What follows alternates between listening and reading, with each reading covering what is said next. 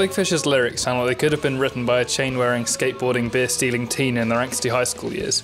You'd struggle to believe that most of the band are in their late 30s or early 40s.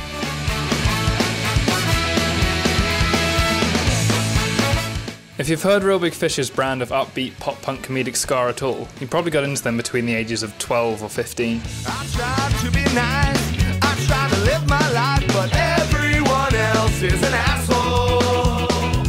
I tried to forgive, I tried to live and let live, but everyone else is an asshole. And everybody else thinks of no one but themselves, and no one wants to help because they're all assholes. And every friendly chat is a knife in the back, or a sneaky attack waiting to happen. Finding myself in the middle of a 10-deep pit at the Lemmy, it was clear I was a little older than the majority of the fans. And while the band have aged, the fans haven't.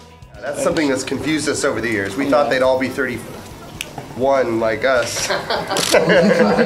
But the band don't resent their young fan base. They feed off the energy. Matt Appleton, ex-Goldfinger member, explains. When we played the show in Brooklyn a couple weeks ago, it was a 21 and up show, and it was in Brooklyn, so there aren't any high school kids there. Yeah. No high school kids live in Brooklyn. Really thinks they're cool. The thing with people that are in their 20s and 30s and 40s or whatever is they don't go to concerts for the same reasons that kids do. You know, they're there for a different experience. They're there to listen to the music and remember how they felt when they were a kid or whatever, right? Yeah. And drink and just stand there and drink. And so concerts to old people are not as much fun. That's why I don't know. Old fans when we were at concerts, we were those old people. Yeah, we're not making fun of it. Seriously, I stand in the back, or I just far away from whatever craziness up front is happening. I sit if I can. Chair. It's so awesome that young people come to the shows, and that the majority of the fans are still in high school. I asked Dan why he thinks the music is so popular with the high school crowd. So a big part of it is just going to shows. And that's how we all got in it. We weren't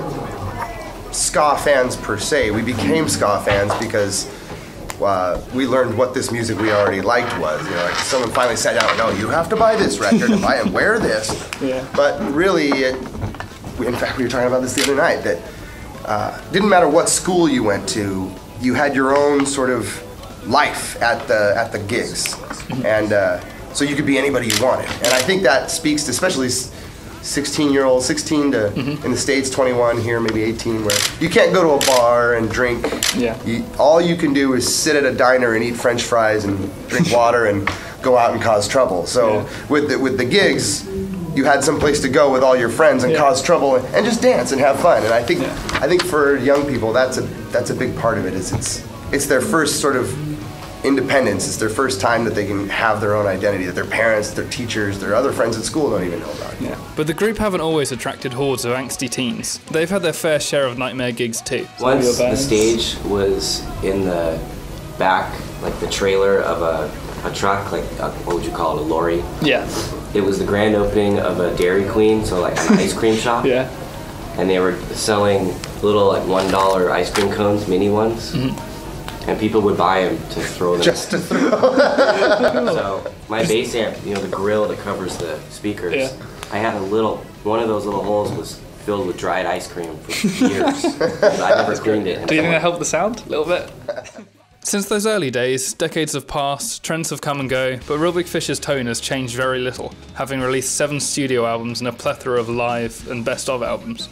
Their 5th studio album, We're Not Happy Till You're Not, has been described by lead singer Aaron Barrett as the final album in the trilogy, and it seemed like the group was hanging up their horns with songs titled Don't Start a Band, Last Show and Goodbye.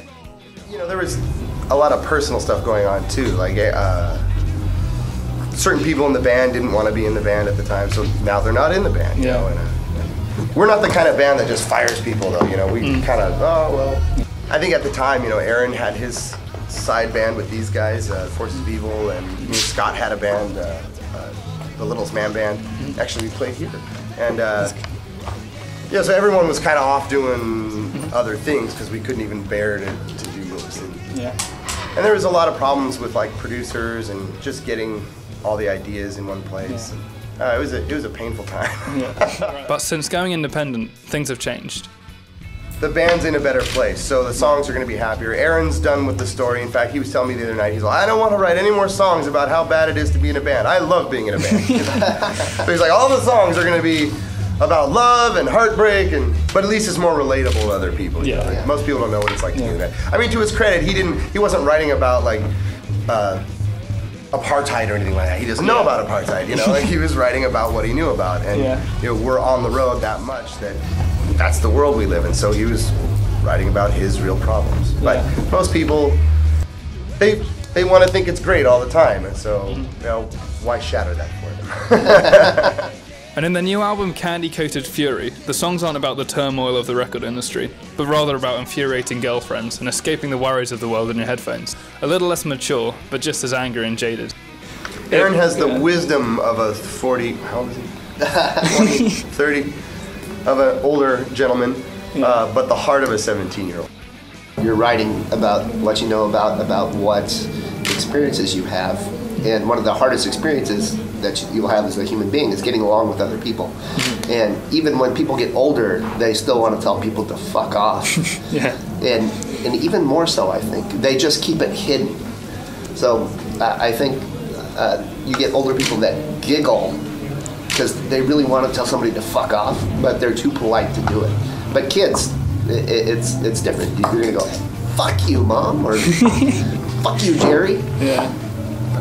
Fucking Jerry. In the short time I had with the band, they seemed a little fixated on the late 90s sitcom Seinfeld. I just found this Twitter feed the other day called Modern Seinfeld. It's so much fun. There's new plot lines for if Seinfeld was still on the air right now. And it's so fucking funny. George's autocorrect accidentally breaks up with a girl that he's dating, and then he comes to realize that he didn't want to date her anyway, and he's like, my autocorrect knows me better than I do. I can't break up with her now. Her Netflix knows me so well. I asked Dan if he could bring back one thing from the 90s, what it would be. I would say it was that sense of irony and surrealism that was in the alternative music of the 90s. Right. I mean, you listen to Nirvana lyrics, for example, and you can kind of make up whatever you want as far as the meaning of that, right? And you know, people right now are so literal. You know, life is about exposing your identity. You know, whereas you know, we were on our 56K dial-up modems, and we had handles, and we were like Batman. You know, everybody could be this secret person, and so now it's the opposite. It's about being very literal and very honest. You know, screamo and emo music, all that stuff. My heart hurts. You know, it's not. There's no crap. For a band that are very aware they've passed their heyday, all the members are relatively upbeat about where they are right now and about their future. That is, all except lead singer Aaron Barrett, who strolls into the room just as we're about to leave the interview. I feel like I used to be a lot more clever and funny. Pockets for Nothing was just like leftover bullshit. Like half of it was songs we re-recorded